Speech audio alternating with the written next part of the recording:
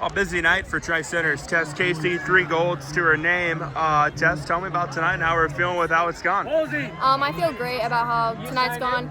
Kind of knew coming into it I was going to have a lot of competition just with the WIC conference being pretty deep, and I also knew I kind of had a big load running 3 400s and a 200, but I kind of came in with a mentality that iron sharpens iron, so you're going to race the best and it's going to bring the best out of you. Yeah, how much does a night like tonight where, I mean, you've got a grueling sled and you're going against really good competition, how much does that maybe kind of test your mental toughness? Oh, 100%. I came into this meet pretty nervous just because I knew there was going to be a lot of competition and I was going to be, racing fast girls and hard races, but I think that just kind of, you lean on your teammates, you lean on your coaches, your training, so I think just coming into it, trying to keep my mentality grounded was important for me. Individual wins in the 200 and the 400, tell me about those. I kind of went out harder in the 400, which I think definitely helped.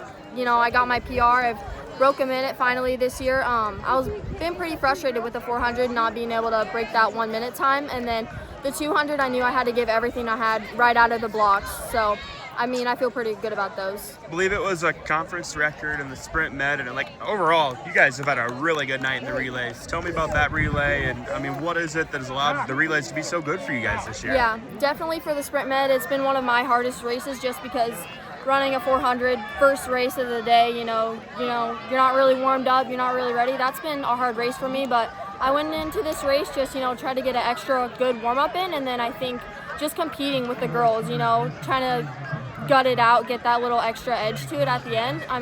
That definitely helped me in that race. Heading into the postseason, so to speak, how are we feeling?